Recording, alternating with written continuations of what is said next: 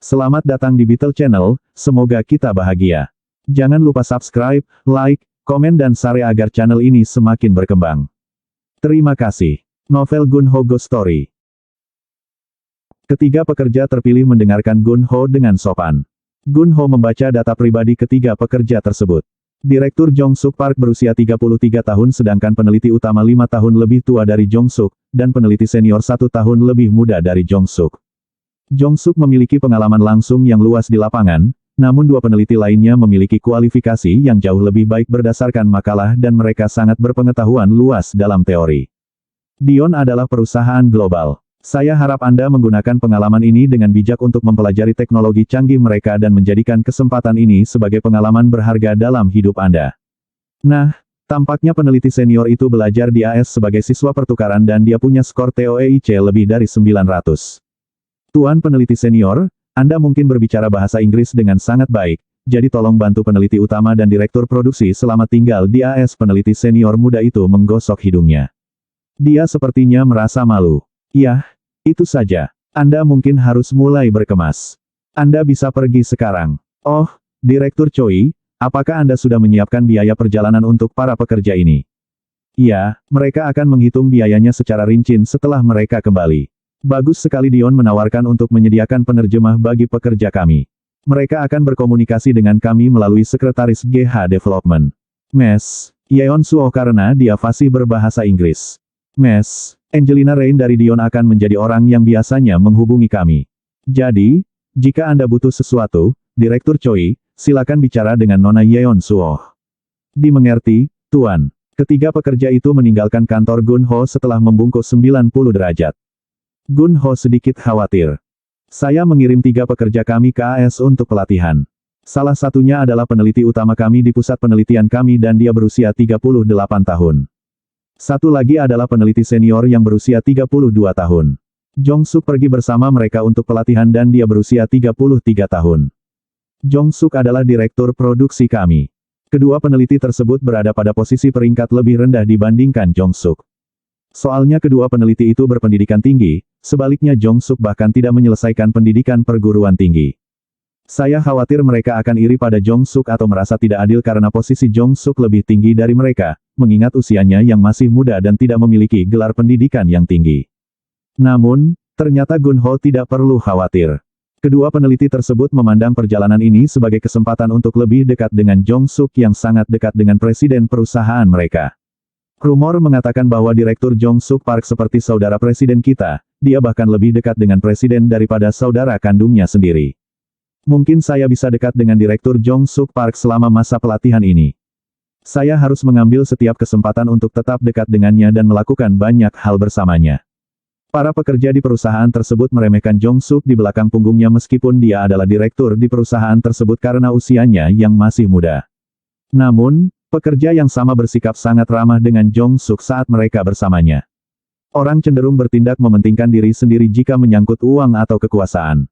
Direktur penjualan Kim datang ke kantor Gun-Ho. Presiden Seongil Polymer ada di sini. Dia berharap bisa berbicara dengan Anda, Tuan. Seongil Polymer, orang yang mengajukan gugatan terhadap kita. Benar, katanya dia ingin mencabut gugatan itu.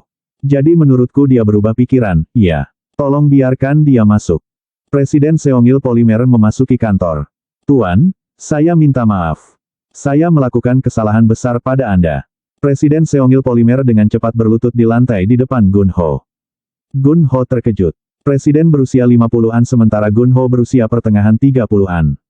Jangan lakukan ini. Silakan bangun. Jika ada sesuatu yang ingin kamu bicarakan denganku, silakan duduk. Setelah Direktur Kim membantu Presiden Seongil Polymer berdiri, Gun-Ho tersenyum dan berkata, Seongil Polymer adalah perusahaan kreditur GH Mobile. Anda tidak boleh melakukan ini terhadap debitur Anda. Saya sudah mencabut gugatannya. Saya tidak berpikir jernih ketika mengajukan gugatan terhadap perusahaan Anda, Pak, hanya karena Presiden Eknopak meminta saya melakukannya. Mohon maafkan saya. Apakah Anda membuat kesepakatan dengan Eknopak untuk gugatan tersebut? Sebenarnya ya, Eknopak berjanji kepada saya bahwa mereka akan membeli lebih banyak produk dari perusahaan kami jika kami mengajukan gugatan terhadap GH Mobile atas hutang GH Mobile kepada kami. Perusahaan kami baru-baru ini mengalami masa-masa sulit, jadi saya pikir akan sangat menyenangkan jika saya bisa mendapatkan uang tunai sekaligus setelah kami menerima pembayaran dari GH Mobile, dan juga jika kami bisa menjual lebih banyak produk ke Eknopak. Saya mengerti. Itu sebabnya Anda mengajukan gugatan terhadap kami, bahkan setelah Anda menandatangani perjanjian tentang rencana pembayaran kami. Sejujurnya, saya pikir Anda mencicil kami bukan karena Anda tidak punya uang untuk membayar kami sekaligus. Saya menyadarinya ketika saya mengetahui bahwa Anda mengakuisisi gedung Riverstar di Gangnam. Selain itu, jumlahnya terbatas produk yang Eknopak dapat beli dari kami secara realistis. Jadi begitu. Selain itu, Presiden Eknopak mengatakan kepada saya bahwa mereka akrab dengan GH Mobile akhir-akhir ini, jadi tidak ada gunanya kami memusuhi GH Mobile. Tuan, Anda jauh lebih tua dari saya dan jauh lebih berpengalaman dari saya. Anda tidak boleh bertindak berdasarkan keputusan yang dangkal. Saya dapat terus berbisnis dengan perusahaan Anda, tetapi kerusakan sudah terjadi. Aku sangat bodoh. Kamu memang orang yang murah hati. Mata Presiden Polimer Seongil berkaca-kaca. Gun Ho memandang Direktur Kim. Direktur Kim, tolong bantu Presiden Seongil Polimer keluar dari kantor, dan ambilkan dia teh hangat. Ya, Tuan. Saya akan melakukannya. Direktur Kim membantu Presiden Seongil Polimer yang terhuyung-huyung, dengan memegang lengannya dan mengantarnya keluar dari kantor Gun Ho. Gun Ho sedang minum teh hijau di kantornya sambil beristirahat ketika Wakil Presiden Grup S terlintas dalam pikirannya. Dia mengambil cuti di rumah tanpa berusaha mendapatkan pekerjaan. Gun Ho meneleponnya. Seorang pria mengangkat telepon. Dia terdengar mengantuk. Halo, hai, ini Gun Ho Go dari GH Mobile. Oh, Presiden Go. Senang mendengar pendapat Anda. Bagaimana kabarmu, Tuan? Saya mulai merasa bosan selama tinggal di rumah. Jadi, saya berpikir untuk menghubungi seorang headhunter. Beberapa vendor dan perusahaan pelanggan S Group menawari saya pekerjaan tetapi saya tidak ingin bekerja untuk mereka. Karena Anda memiliki pengalaman kerja yang luas di bidangnya, begitu Anda menghubungi headhunter, banyak perusahaan akan mulai menawarkan pekerjaan kepada Anda. Yah, saya ragu. Saya sudah berusia 56 tahun. Banyak orang mungkin menganggap saya terlalu tua untuk bekerja. Kudengar kamu pindah ke Suji di kota Yongin. Benar. Aku dan keluargaku pindah ke sini 3 hari yang lalu. Kami baru saja selesai membongkar barang. Kamu pasti punya banyak barang karena butuh 3 hari untuk membongkarnya. Kami membuang banyak barang saat pindah, tapi sepertinya masih ada banyak barang setelah kami membongkar kotak kami. Apartemen yang baru kami pindahkan ini berukuran 60 pyung dan terlihat sangat besar saat pertama kali kami melihatnya. Tapi sekarang tidak terlihat terlalu besar dengan semua perabotan dan barang-barang kami di dalamnya.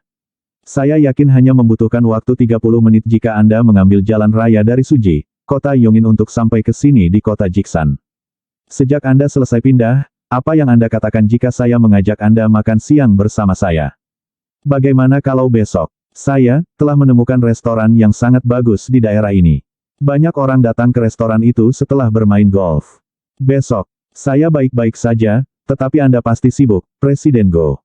Aku juga baik-baik saja. Mengapa kamu tidak datang ke daerah itu dan makan siang bersamaku? Aku juga ingin menunjukkan kepadamu pabrik baru kami di kota Jiksan. Tentu, kedengarannya bagus. Saya akan sampai di sana besok siang. Haha, saya akan menunggu Anda, Tuan. Gun Ho pergi ke bar setelah bekerja untuk minum bir. Bar tersebut terletak di sebelah stasiun KTX Kota Asan, Cheonan. Itu dekat dengan rumahnya. Dia menerima telepon dari Jong Suk saat dia sedang minum bir di sana. Kak. Ini aku. Kita baru saja tiba di Bandara Internasional Seattle Tacoma. Apakah kamu sudah bertemu dengan penerjemah yang dikirim Dion? Iya, kami sedang dalam perjalanan ke pusat kota. Saya harap Anda memiliki waktu yang berharga di sana. Anda akan mempelajari beberapa teknologi canggih Dion di sana. Aku tidak percaya aku berada di AS karenamu, aku bisa sampai sejauh ini, kawan. Sepertinya aku bisa menganggap diriku sebagai orang sukses. Nikmatilah selagi bisa, dan ajari dirimu sebaik mungkin selagi bisa. Gun Ho sedang menuju pekerjaannya ketika Land Rover-nya kehabisan bensin. Gun Ho mampir di sebuah pompa bensin di kota Baekseok, kota Cheonan untuk mengisi tangki mobilnya. Dia hendak keluar ketika menerima telepon dari mantan wakil Presiden S Group. Presiden Go, saya khawatir saya harus mengambil cek hujan untuk janji makan siang kita hari ini. Sesuatu telah terjadi. Salah satu kerabat dekatku baru saja meninggal. Dia dirawat di Rumah Sakit Bundang Universitas Nasional Seoul. Karena dia tidak punya anak, aku harus mengurus semuanya untuknya. Saya turut prihatin mendengarnya. Kita bisa makan siang kapan saja, Tuan. Aku juga. Aku tahu kamu orang yang sibuk, dan aku tahu kamu menyediakan waktu hari ini untukku. Tidak, tidak apa-apa kok. Kalau semuanya sudah beres, kabari saja aku, supaya kita bisa makan siang nanti. Gun Ho sedang membaca koran di kantornya ketika para direktur dan manajer mulai berdatangan ke kantornya.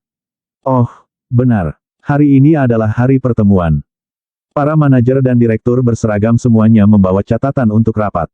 Itu adalah pertemuan pertama bagi kepala pusat penelitian yang baru. Dia bergabung dalam rapat tersebut, bukan mantan kepala pejabat. Tanpa mantan chief officer dan mantan manajer pabrik, para anggota kelompok eksekutif tampak lebih bersemangat dan muda secara keseluruhan. Sebanyak 5 anggota menghadiri pertemuan hari ini. Direktur penjualan Dong Chan Kim, Direktur konstruksi Hee Byung Yun, Direktur urusan umum John Yang Choi, Kepala Pejabat Pusat Penelitian Baru John Suo, dan auditor internal Hee Suk Astaga. Direktur Jong Suk Park tidak dapat menghadiri pertemuan tersebut karena dia berada di AS untuk pelatihan. Mari kita mulai dengan laporan penjualan. Nanti kita akan mendengar laporan dari Departemen Urusan Umum. Seperti yang diinstruksikan Gun Ho, Direktur Penjualan mulai memberikan laporan. Kami sekali lagi memesan bahan baku dari Seongil Polymer untuk produknya, T-Cap yang kami berikan kepada Hamobis. Kami telah menjual 50.000 di antaranya minggu lalu, dan total pendapatan penjualan adalah. Gun Ho melihat arlojinya dan direktur penjualan menganggapnya sebagai tanda bahwa dia membuat Gun Ho merasa bosan. Direktur penjualan mulai menyelesaikan laporannya. Setelah laporan penjualan selesai, direktur konstruksi dan kepala pusat penelitian juga memberikan laporan mereka secara bergiliran. Menerima laporan saja memakan waktu sekitar 1 jam. Gun Ho memberikan beberapa komentar tentangnya dari waktu ke waktu. Manajer pabrik di Departemen Produksi sekarang berada dalam posisi penasihat dan direktur produksi, Jong Suk Park berada di AS untuk pelatihan. Jadi, silakan kunjungi Departemen Produksi secara bergiliran sementara direktur dan manajer mereka tidak ada. Iya Pak, saya pernah bekerja di Departemen Produksi sebagai pekerja magang beberapa tahun yang lalu, dan saya tahu, dari pengalaman pribadi saya, bahwa bidang produksi bisa menjadi lambat jika tidak ada yang mengawasinya. Kami akan bergiliran mengawasi bidang produksi sampai Direktur Park kembali. Setelah pertemuan selesai, banyak laporan menumpuk di meja Gun Ho menunggu persetujuannya. Gun Ho tidak meninjau semuanya secara menyeluruh tetapi terkadang dia hanya membaca judul laporan sebelum menandatanganinya. Sekitar pukul 10 pagi, Gun Ho biasanya mulai membaca koran ekonomi atau menonton berita di ponsel cerdasnya, setelah meninjau laporan dan menandatanganinya. Hari itu, Gun Ho sedang menonton berita dengan ponsel cerdasnya ketika dia menerima telepon dari Tokyo. Itu adalah Ji Yeon Choi, pemilik restoran di Akasaka, Tokyo. Presiden Go, sangat sulit untuk menghubungi Anda akhir-akhir ini. Sepertinya Anda belum datang ke Tokyo akhir-akhir ini. Saya sangat sibuk dengan pekerjaan pabrik saya. Saya tahu saya harus segera mengunjungi Tokyo. Saya tahu Anda sangat sibuk di sana karena saya juga membaca koran Korea dari sini. Saya tahu Anda akan segera memulai usaha patungan dengan perusahaan Amerika, Dion dan Anda juga mengakuisisi gedung Riverstar di Gangnam. Jadi begitu. Tapi ada Moriaiko di sini yang harus kamu jaga. Kamu tidak bisa membiarkan dia berada di sini sendirian sepanjang waktu. Haha, aku akan segera meluangkan waktu untuk mengunjunginya. Saya menerima telepon pagi ini dari Mama San Segawa Junko dari bar di Shinjuku. Apa yang dia katakan? Dia bilang Moriaiko ada di rumah sakit sekarang. Apa dia baik-baik saja? Apa ini serius? Dia terkena batu ginjal atau semacamnya. Saya sudah lupa kata persisnya. Presiden Go, jika Anda tidak bisa datang menjenguknya ke rumah sakit, setidaknya teleponlah dia. Saya akan segera menemuinya. Terima kasih telah memberitahu saya. Gun Ho segera memanggil sekretarisnya, Hee Jong Park.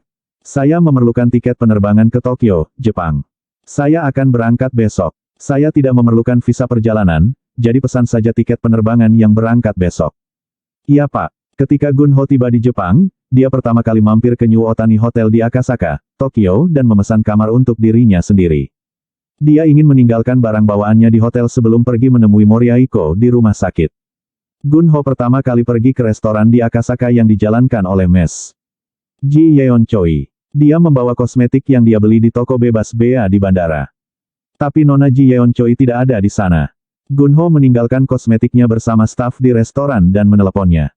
Presiden Choi, saya baru saja datang ke restoran Anda dan Anda tidak ada di sini. Apakah Anda tahu nama rumah sakit tempat Moriaiko dirawat? Hahaha, kamu datang begitu cepat karena kekasihmu sakit. Beri aku waktu sebentar. Aku akan mencarikannya untukmu. Beberapa saat kemudian, Gunho menerima telepon dari Presiden Choi. Ini rumah sakit Universitas Kedokteran Wanita Tokyo. Dia ada di kamar No. 1206. Pemeriksaannya sudah selesai, dan dia akan dioperasi hari ini. Di mana rumah sakit Universitas Kedokteran Wanita Tokyo? Di Kawadacho, Shinjuku. Kenapa kamu tidak naik taksi? Semua supir taksi harus tahu di mana rumah sakit itu. Kedengarannya bagus. Terima kasih. Gunho tiba di rumah sakit Universitas Kedokteran Wanita Tokyo, dan dia menuju ke kamar pasien No. 1206. Saat Gunho memasuki kamar, Moriaiko sedang membaca buku kartun di atas tempat tidur dengan posisi setengah duduk. Mama-san Segawa Junko juga ada di sana. Dia sedang melihat smartphone-nya sambil duduk di sebelah Moriaiko. Moriaiko. Opa. Mama-san berdiri dan menyapa Gunho juga. Anda datang. Aku pasti terlihat sangat jelek sekarang. Aku bahkan tidak mencuci muka hari ini. Jangan khawatir. Kamu selalu cantik. Mama-san menyumbang, operasinya dijadwalkan pukul 3 sore hari ini. Setelah dokter yang merawat Moriaiko menyelesaikan tugas rawat jalan, dia akan memulai operasinya. Apakah dia sakit parah? Mama-san mengucapkan beberapa kata yang menggambarkan penyakit Moriaiko, tetapi Gunho tidak dapat memahami kata tersebut. Ketika Mama-san menyadari Gunho tidak dapat memahami kata dalam bahasa Jepang untuk penyakit itu, dia menulis karakter Cina yang sesuai di buku kartun yang sedang dibaca Moriaiko. Katanya batu ginjal. Oh, batu ginjal. Gunho menganggukkan kepalanya menunjukkan dia sekarang mengerti. Gunho melihat sekeliling kamar rumah sakit tempat Moriaiko menginap. Dia berbagi kamar dengan beberapa pasien lain dan ruangan itu sepertinya tidak membantu Moriaiko beristirahat dengan baik. Ayo kita pindahkan dia ke kamar rumah sakit kelas 1. Mama-san menganggukkan kepalanya. Begitu Mama-san meninggalkan kamar, Gunho dan Moriaiko pergi sendirian. Gunho memegang tangan kecil Moriaiko. Kamu akan baik-baik saja. Aku tahu. Mereka hanya perlu mengeluarkan batu dari ginjalmu. Bukan masalah besar. Aiko menganggukkan kepalanya. Gunho merasa pasien lain di ruangan itu terus menatapnya dan Moriaiko, jadi dia menutup tirai untuk mendapatkan privasi. Moriaiko menyerahkan album kepadanya. Gunho membuka album dan menemukan foto Moriaiko dalam balutan kimono. Dia berpose untuk berfoto di jembatan dan di hutan bambu. Dalam salah satu foto, ia sedang memandang ke langit dengan payung di tangannya. Ini adalah buku bergambar yang dibuat untuk menarik lebih banyak pengunjung ke taman. Gambarnya diambil di Arashiyama, Kyoto. Benarkah? Kamu terlihat sangat cantik. Gunho mencium gambar album foto. Setelah makan siang, Aiko tertidur, dan Gunho meninggalkan kamar dengan tenang dan berjalan-jalan di jalan. Setelah mengunjungi kuil Gekoji terdekat, Gunho buru-buru kembali ke rumah sakit. Hampir jam 3 sore operasi Moriaiko akan dimulai. Aiko masih tidur di kamar. Operasinya tidak memakan waktu lama. Itu sederhana, singkat dan tidak menyakitkan. Itu adalah operasi laparoskopi yang dilakukan dengan anestesi. Setelah operasi selesai, perawat memindahkan Moriaiko ke ruang kelas 1 seperti yang diminta Gunho sebelumnya. Gunho terus memperhatikan wajah Moriaiko sambil duduk di samping tempat tidurnya sebelum akhirnya tertidur. Berapa lama dia tidur? Gunho membuka matanya dan menatap Moriaiko. Dia masih tertidur. Dia tampak pucat. Dia tampak seperti putri salju yang sedang tidur di buku cerita anak-anak. Gunho dengan ringan menempelkan bibirnya ke bibirnya. Pada saat itu, seseorang mengetuk pintu. Gunho ketakutan dan melompat dari kursinya. Saya membawakan makanan untuk pasien. Aiko membuka matanya saat mendengar seseorang berbicara. Makanannya adalah bubur berwarna bening yang disiapkan oleh rumah sakit. Bagaimana perasaanmu? Apakah kamu merasakan sakit? Tidak, aku baik-baik saja. Ambilkan bubur ini. Kamu harus makan sesuatu. Gunho menyuapi Aiko dengan sendok, dan Aiko memakan buburnya seolah-olah dia adalah bayi burung yang diberi makan oleh ibunya. Keesokan paginya, Gunho terbangun di kamar Hotel Otani baru di Akasaka. Saat itu sudah lewat jam 9 pagi. Sekarang sudah jam 9 pagi. Jam berapa aku kembali ke hotel tadi malam?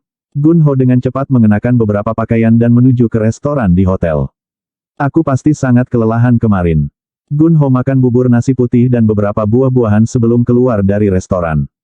Hotel sudah mulai ramai. Gunho bisa melihat banyak pria berjas bisnis di lobi. Ada tanda tepat di samping tangga. Tertulis, ruang konferensi, dan orang-orang berjas itu mengikuti tanda itu dan naik ke atas. Suru. Mungkin itu nama ruang konferensinya. Ada sebuah ruangan dengan tanda Suru bangau di atasnya, dan pintunya sedikit terbuka. Gun Ho melihat ke dalam ruangan. Ada spanduk besar yang tergantung di dinding. Itu berkata, orientasi eksekutif baru OO Group tahun 201 XHM. Perusahaan ini sedang melakukan orientasi untuk para eksekutif barunya di sini. Iya, ku dengar pendiri Samsung, Byung-chul Lee sering mengadakan pertemuan dengan presiden kantor cabangnya di Tokyo. Gun Ho kembali ke kamarnya dan minum kopi sambil melihat keluar jendela. Dia bisa melihat guest house negara Jepang. Pendiri Samsung, Byung-chul Lee biasa datang ke Tokyo setiap akhir tahun dan membuat rencana untuk tahun depan. Orang menyebutnya perencanaan Tokyo. Saya membacanya dari beberapa surat kabar. Gun Ho melamun sambil minum secangkir kopi. GH Mobile, GH Development, Dion Korea, dan GH Media. Bagaimana saya akan mengoperasikan semua perusahaan ini? Setelah Dion Korea membuka pintunya, saya harus mempekerjakan setidaknya 100 pekerja untuk itu. Ini akan menambah sekelompok besar orang ke dalam karyawan saya. Apa yang akan saya lakukan dengan mereka? Saat GH Mobile menghasilkan lebih banyak pendapatan penjualan, setiap departemen mulai menuntut lebih banyak pekerja. Jumlah karyawan perusahaan saya terus bertambah. Namun, tidak ada satupun perusahaan saya yang memiliki produk unik atau produk ciptaan. Bisakah sebuah perusahaan bertahan selama 10 atau 20 tahun tanpa produknya yang dipatenkan? Gun Ho mengeluarkan sebatang rokok dan mulai merokok, lalu mengalihkan pandangannya keluar jendela lagi. Dia tampak seperti Presiden Byung-chul Lee ketika dia merencanakan perusahaannya untuk tahun depan. Gun Ho tenggelam dalam pikirannya. Dia bahkan lupa merokok padahal dia hanya memegang sebatang rokok. Setelah beberapa saat, dia menganggukkan kepalanya seolah dia sudah mengambil keputusan. Tidak ada yang tahu apa rencana Gun Ho untuk perusahaannya selama dia tinggal di Tokyo. Gun Ho menuju ke Kawadacho, Shinjuku di mana rumah sakit Universitas Kedokteran Wanita Tokyo berada. Ketika dia memasuki kamar rumah sakit Mori Aiko, dia melihat Aiko sedang membaca buku kartun di tempat tidurnya seperti kemarin. Mama-san Segawa Junko sedang melihat smartphone-nya yang ada di sebelah Aiko, seperti kemarin. Opa, Aiko menyapa Gun Ho saat dia melihatnya memasuki ruangan. Saya baru saja berbicara dengan perawat dalam perjalanan ke sini. Mereka bilang operasi Anda berhasil. Kata Mama-san sambil berdiri dari tempat duduknya. Jika kita mendapatkan nasi sebagai pengganti bubur untuk santapan Aiko setelah 3 hari, maka itulah saatnya kita bisa pulang. Benar-benar. Gun Ho mendekati Aiko dan memegang tangannya, dan berkata, aku harus pergi sekarang. Ada terlalu banyak pekerjaan yang menungguku di Korea. Aku akan menemuimu lagi segera setelah aku menyelesaikan pekerjaan itu. Aiko terlihat sedih tapi dia menganggukkan kepalanya. Gun Ho kemudian mengeluarkan sebuah amplop dari saku bagian dalam jaketnya. Aku ingin kamu menggunakan ini untuk tagihan pengobatan Aiko. Mama-san ketakutan saat dia melihat ke dalam amplop.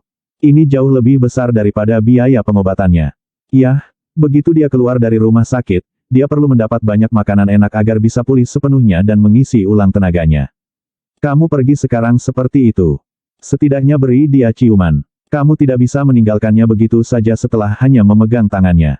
Gun Ho mencium pipi Aiko. Ketika Gun Ho tiba di Bandara Internasional Gimpo, dia menuju ke gedung GH miliknya di kota Shinsa.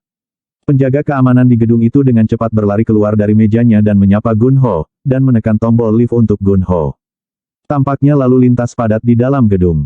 Ketika beberapa penghuni gedung mencoba masuk ke dalam lift tempat Gun Ho berada, petugas keamanan mengusir mereka dengan mengatakan, kami sedang menguji lift ini. Silakan ambil yang lain. Gun Ho dan penjaga keamanan adalah satu-satunya yang naik lift itu. Saat mereka berada di dalam lift, Gun Ho memberitahunya, lain kali, jangan lakukan itu. Biarkan orang lain naik lift bersamaku. Tidak apa-apa. Karena orang-orang itu, perusahaan kita bisa berjalan. Saya akan mengingatnya, Tuan. Ketika Gun Ho muncul di kantor GH Development, para pekerja berlari menuju Gun Ho untuk menyambutnya. Gun Ho datang ke kantornya yang besar dan duduk di kursinya ketika sekretarisnya. Mes, Yeon Suoh mengikutinya ke kantornya. Bisakah kamu mengambilkanku secangkir teh hijau hangat? Iya Pak. Oh, dan tolong hubungi Dion dan tanyakan pada Nona Angelina Rain bagaimana kabar pekerja kita di sana. Katakan padanya bahwa saya meminta Anda untuk menanyakan hal itu kepadanya. Baik, Tuan. Saat itu, Direktur Kang buru-buru datang ke kantor Gun Ho. Tuan, Anda datang. Iya, aku sedang dalam perjalanan dari Jepang. Bagaimana kabarmu di sini?